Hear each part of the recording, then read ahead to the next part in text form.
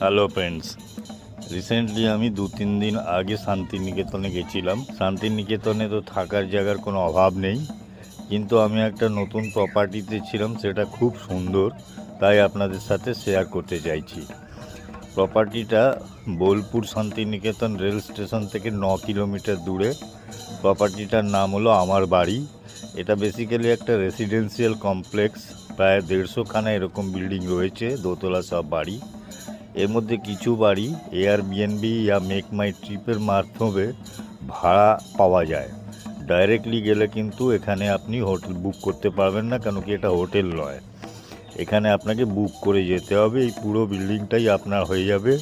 নিচে ওপরে মিলিয়ে 2-3টে বেডরুম আছে, বাথরুম আছে, ড্রয়িং রুম আছে, কিচেন আছে, আর রান্নার লোকও চাইলে আপনি পেয়ে যাবেন। সারাদিন ঘুরে সন্ধে নাগাদ ফিরে আসুন, আর তারপর এখানে বসে চুটিয়ে জমিয়ে আড্ডা দিন। দারুণ জায়গা, আর আপনি এই কলোনিটাও ঘুরে বেড়াতে পারেন। এখানে লোকজন খুব কম থাকে, বেসিক্যালি সবই বাইরের লোক এখানে প্রপার্টি কিনে রেখেছে। কেউ কেউ এখানে এয়ারবিএনবি বা মেক মাই ট্রিপের থ্রুতে ভাড়াও দেয়। মোটামুটি ধরে নিন 5,000 থেকে 6,500 টাকা মতন পার নাইট ভাড়া পড়বে। 4 জন মিনিমাম, 6জনও এখানে থাকতে পারেন, তবে আমার মনে হয় এক্সট্রা তাহলে 2জনের জন্য কিছু পয়সা দিতে হবে।